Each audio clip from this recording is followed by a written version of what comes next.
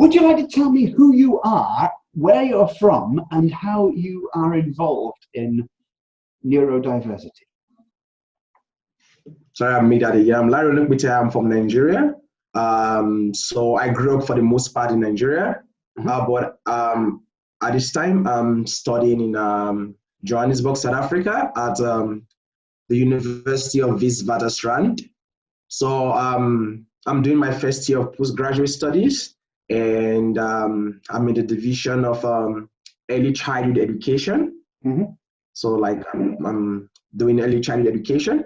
So my research focus basically is on dyslexia, and particularly my general postgraduate interest is in the use of literatures and arts as an intervention for early grade learners with dyslexia. So basically, I realized that there are different forms of interventions that can be used for children with different neurodevelopmental disabilities and dyslexias. But I'm very concerned about the use of stories, poetries, and forms of art like dancing and drama in engaging as an intervention for these people. That is where my particular focus is. And is there any theory behind this? Is it simply, oh, we know that dyslexic people are a bit artistic? Or is there some theory behind why music, poetry, and dance might be a positive intervention? Yeah, there are several theories, of course, but I think one of the recent theories that is kind of like really interesting to me is the theory put together by the American Maryanne Wolf and her colleagues, and it's called the Raffle. It's called the Raffle intervention. Like, you know, so with the Raffle intervention, they tend to is a kind of a multisensory approach to intervention, and also to kind of like also tap into the creative nature of these individuals, these special students, and also to realize that with stories and poems and all forms of drama and drawing and painting, that these tell a particular kind of reality in the life of every learner in class. Like, you know, when I think, for me personally, I don't believe that there's any other way to teach principles, to teach assimilation to young people than to use like stories, poetry, painting. Like, you know, it brings us something in them, definitely. So when I began this research interest, for me, two particular people struck me right away. I already talked about Maryanne Wolf, and she wrote a book called the Proust and the Squid, which is the science of the reading brain. She wrote that book, and I find it very interesting because why it was interesting to me particularly is that she has the last chapter of the book talks about where the chapter is titled "When the Brain Can No Longer Read," and then she talks about her own son, who she thinks is dyslexic, and she also thinks that she comes from a family of dyslexia, the way she gets like engaged with herself and the son. And then there's another lady called Beth Olshansky. So Beth Olshansky wrote a book called The Power of Pictures. So in that book, The Power of Pictures, she developed a big frame of a workshop, which she calls the Artist Writers Workshop. Now, the Artist Writers Workshop is actually aimed towards helping dyslexic children, but in general towards helping every kind of learner in class. It is like leveler for everybody. So she says that, no, if a child can paint, if a child can draw, like you see the painting behind me there, I actually made from the workshop. Like, you know, if a child can paint, if a child can draw, then they can begin to write and read. So the way the workshop goes is that, like, you know, you introduce the children to a painting, so they make the painting, and then you try to engage them so they can make a story from their painting. Now they make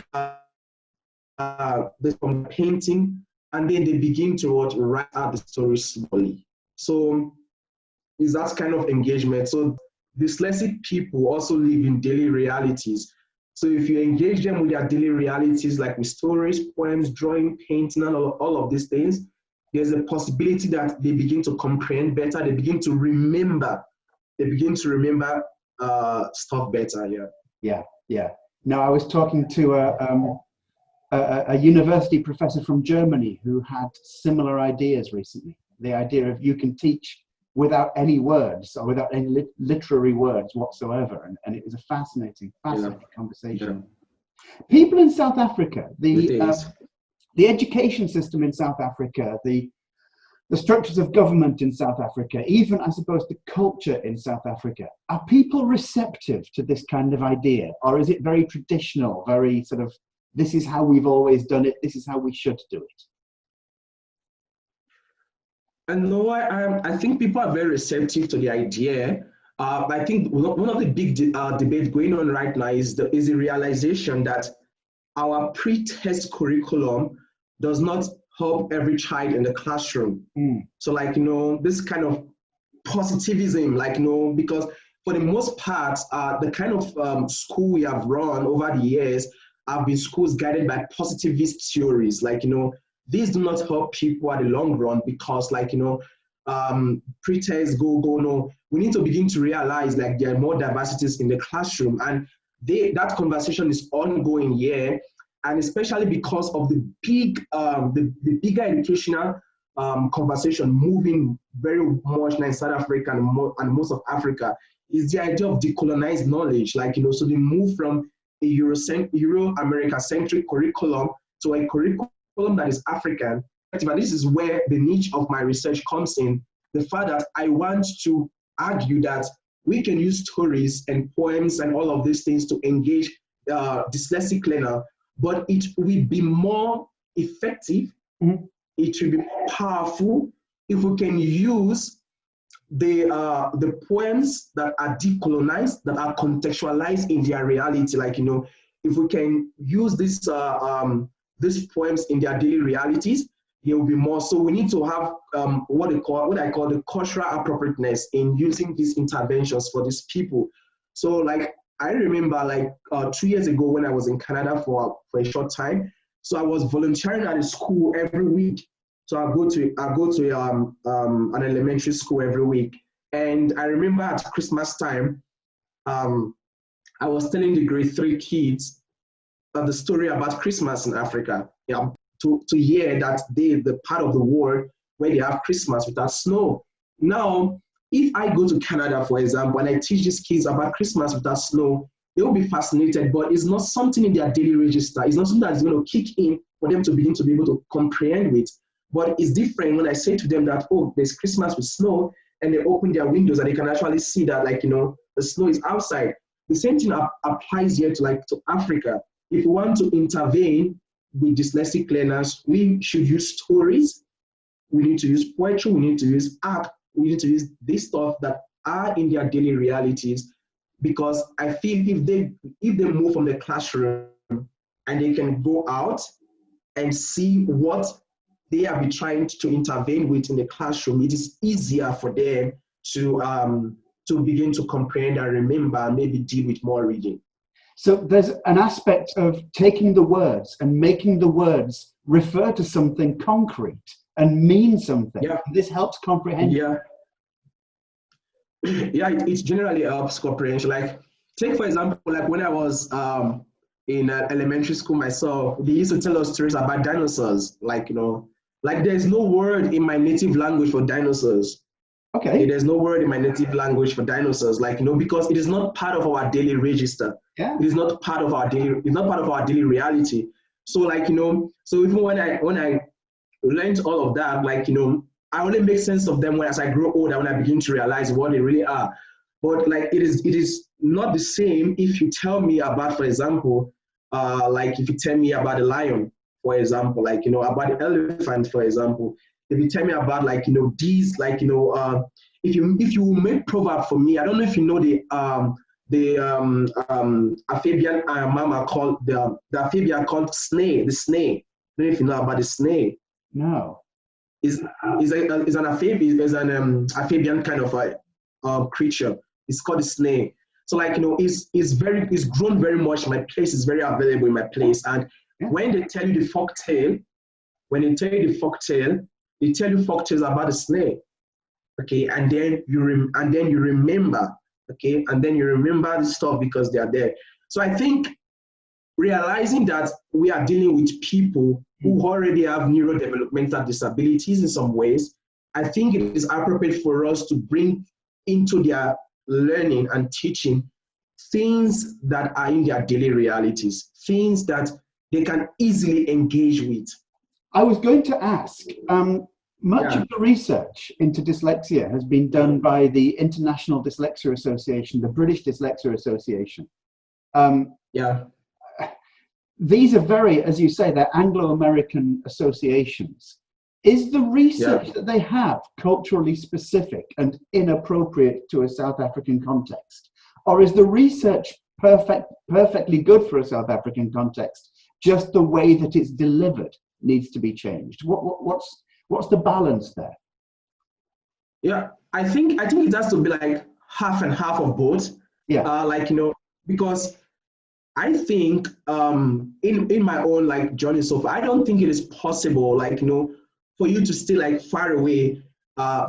Take for example, I don't know if you know about the PES test. I think it's called the Proficiency in Reading Literacy test. It's called the PES test. So this test, I think this test is actually generated in Cambridge and is a reading proficiency test that is taken down to almost all the Anglophone countries in the world to test the reading of students. Okay, and every year they come back and they say, oh, South African students cannot read for meaning in grade 5. South Africans cannot read for meaning in grade 4. So this test is done in England, okay, when the only language, for example, is English, and you bring it to South Africa that has 11 official languages. And in South Africa, by the way, grade 1 from grade R to grade 3, those kids are allowed to study in their local language. Right. Yes, they study in their local language. So a South African grade 4 student may only be encountering English for the first time. Yeah. Because he has been studying for 3 years in their local language now. So you bring a test from England, a good reading test from England. You bring a good reading test from England, and you bring it to South Africa to a grade 4.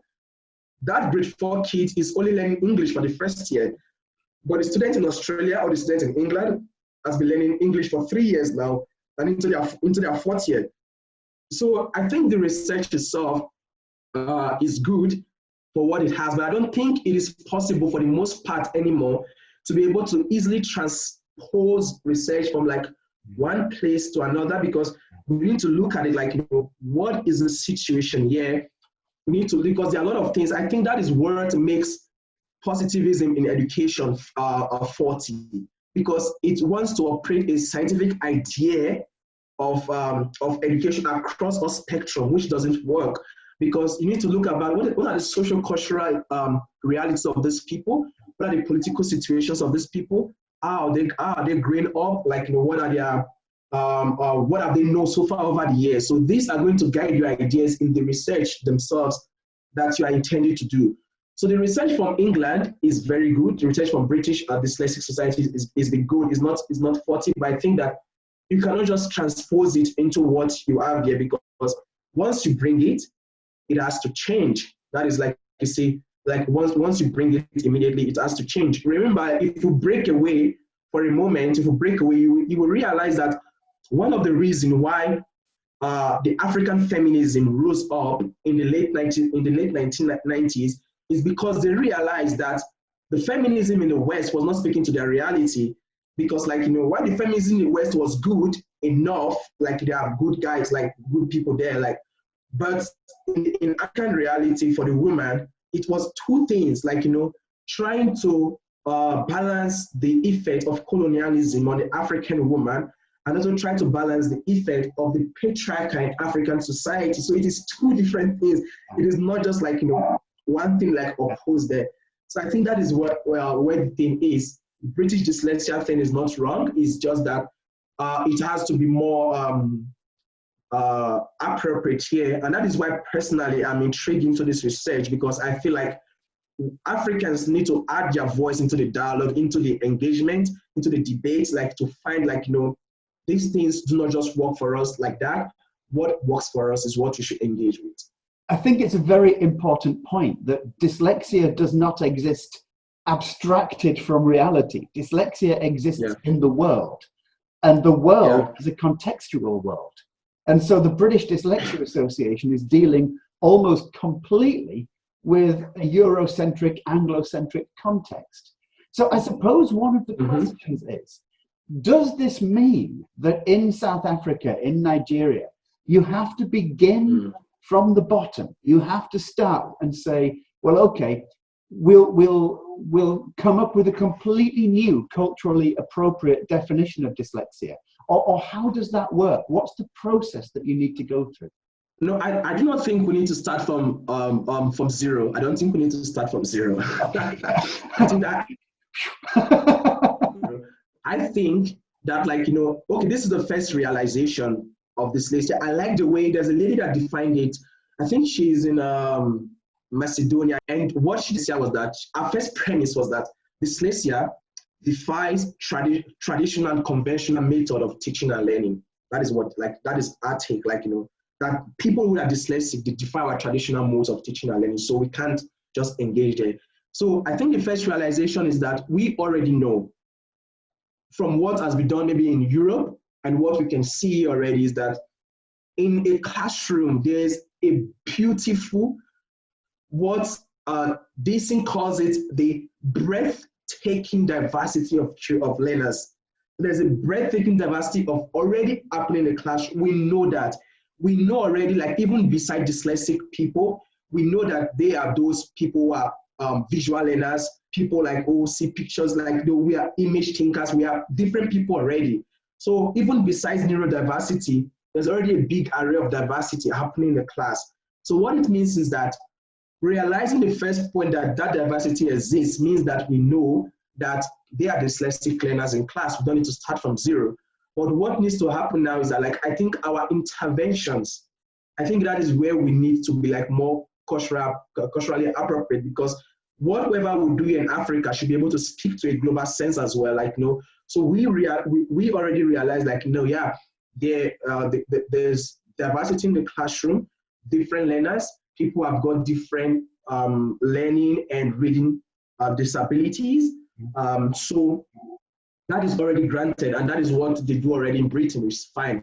I think it just depends now on the interventions. I think that is where my real concern is, like, when it comes to it's just like, take for example, politics. We already know that there's government, we already have the idea of government in Britain, government in Africa, but we cannot actually really discuss politics, like, at a flat rate. Like, we can't say, oh, it should be exactly what happens in Nigeria goes to Britain, or what happens in Britain comes to Gambia. Like, we can't do that. So I think it's the same for dyslexia. We're not going to be starting from, like, bottom zero, because we already realized. And the thing is that for me personally, as a growing child, one of the things I realized in class that most of my class teachers were not equipped to identify and intervene for dyslexic learners. Remember, because we had this positivism, not like that idea, like, when you come with that positivism idea and say, you give your children, like, you tell them, like, how to count from 1 to 50. And after counting from 1 to 50, then, like, you come the next day and you give them a small test. And those who pass the test are good.